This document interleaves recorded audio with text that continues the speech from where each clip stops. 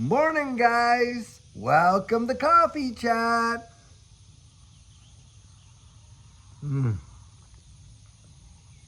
Oh, my good gravy train. That was my very first sip, and boy, did I ever need it this morning. I'll tell you what, wow. Mm-hmm. Some days you just don't wake up the same way as you did the day before. That's for sure. I'll tell you what. Guys, here we are, and look at the market. XRP bounced up there to 299.5, and I think very, very soon we're going to just slam right through that $3 mark. But the whole market is just really reacting in a positive way. And why is that?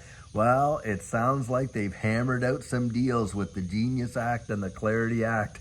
And I guess after that vote went down, all of the, what I think it was 11 or 12 or so different ones in the Republican Party that had, that kind of went along with voting it down and stuff like that. And of course, one of the big reasons they voted it down is they wanted to see some language in there about the banning of CBDCs and on and on and on, which in my mind is just rhetoric anyway, because Scott Bessent has already more or less assured the wide world that, look, they're going to underpin the US dollar with stablecoins. Stablecoin may as well be a CBDC. The only thing is not issued by the central bank.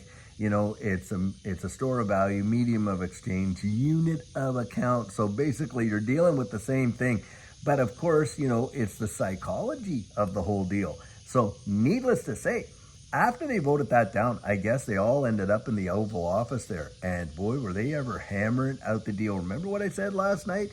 Come on, guys. It's all about the glad handing that goes on with all these politicians. It really doesn't make a difference what, side of the aisle you're on. Well, all the reverberations have gotten right through, and boy, the market is reacting now. I have been looking online to see whether they had, because I thought maybe they passed it in the late of the night or something like that, but I haven't been able to find that out yet, whether that's happened or not. But it does seem I'm hearing rumblings that there is a vote this morning somehow as well. And that, Johnson, who is, Speaker of the House, he's come out and he's more or less said, look, I'm going to make sure this gets retabled and fast. So maybe even if it hasn't yet passed, it's going to pass today or, and that will be a massive, massive deal. Guys, we're going to hear about it. I'll tell you what. This regulatory clarity piece is something that we have been talking about for years and, of course, waiting for. When the regulatory clarity comes in and its full implementation, not just the fact that it's gotten passed, but, its full implementation, what do you think is going to leave this space, just practically evaporate? The uncertainty, guys. The uncertainty is going to evaporate. Now, what do you think drives these massive swings and humongous percentage gains? Well, it's the volatility, isn't it? You know what the volatility relies on, guys? The uncertainty. Markets hate uncertainty, and that's where the volatility comes from. What does the volatility influence? Risk, reward. See, higher uncertainty, higher volatility, higher volatility, higher risk, higher reward. You and I have bit into this space when the risk was at its tip top, not knowing what was going to come down the line for absolute certain. Now, of course, we had our convictions, we had our beliefs, we had, what we looked at around the wide world, and we're able to go in and adjudicate that as being, hey, we know where they're taking us. You're seeing the IMF, the Bank of International Settlements, on and on and on. They are taking us down this road of a new digital economy in a fourth industrial revolution. And we took a bite out of that apple, I'll tell you right there. And that apple was filled with risk, to be sure. Well, guys, you get the clarity and the uncertainty leaves, the volatility leaves. What happens with the risk? The risk comes way down. And with it comes the future rewards. Does not mean that you and I that went out there and bought it at the prices we did, even right now at like $2 and $3. Because guys, a day will come, I genuinely believe it, they will literally look back at these prices, they are going to weep. They're going to say, can you even imagine that you had the opportunity to get out there with all the information that was available and buy XRP at $3? bucks. Can you imagine that? That's going to be coming down the pike, guys, because when you start seeing XRP at 30 bucks or even 300 bucks, watch and see. Watch and see. And I think, guys, it is going to happen way faster than what a lot of people think. People are talking years upon years upon years to see, triple digits for XRP. Now, there are some, like my good friend Jake, that thinks it's going to be way bigger than that by the end of the year. I don't know if it'll be that quick, but I do think it's going to be way faster. I'm waiting 5 years for it. I'll tell you that right now. And the reason for that, obviously, is because, of how it is going to change the wide world. Literally how it's going to be employed in the infrastructure. See, it will not just be sentiment driving it, guys. It'll be its utilization. And think about this. Do you realize maybe 1%, if not less, in the wide world are into crypto, and you compare that for XRP, it's less than even 1%, and yet the entire global economy is going to function on the back of distributed ledger technology.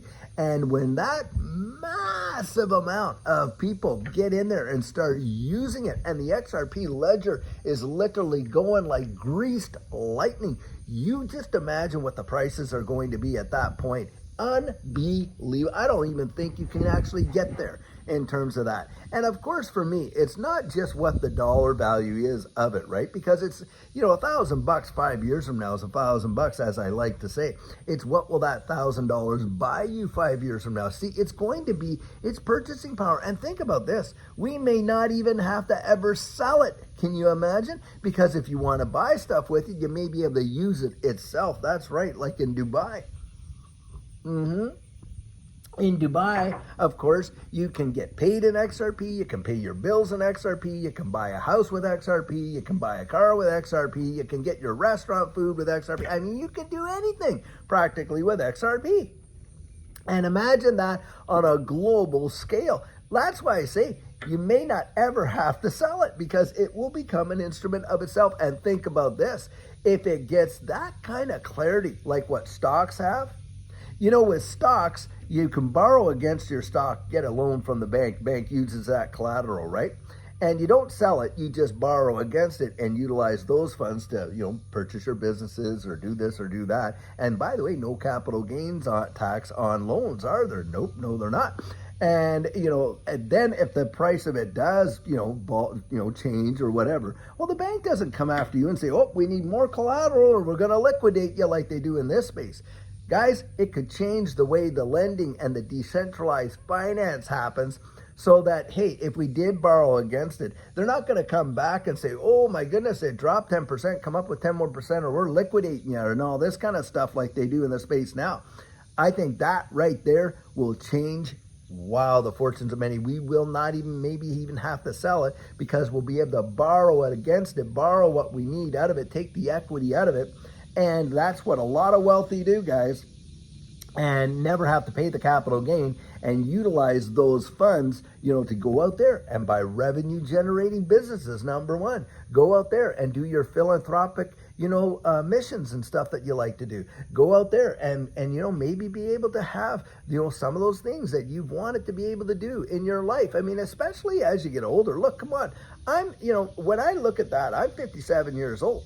And when I think about it, hey, I'm not 35 anymore. My goals are going to be different. I mean, 35-year-old, well, they have more bull runs left in them probably than I got left in me. And so you look at it and say, okay, well, how can it affect my life right now? And stuff like that. And that's the way I kind of look at it going forward. But boy, did it ever change, Judy and I, our entire situation. And that's why I get out there and encourage you and all that. Now, mentioning Judy, I want to give an update. Guys, her surgery has been booked for tomorrow on Thursday, and we're going to covet your prayers tomorrow. And I think it's going to be in the afternoon, but they haven't quite, come back and nailed that yet.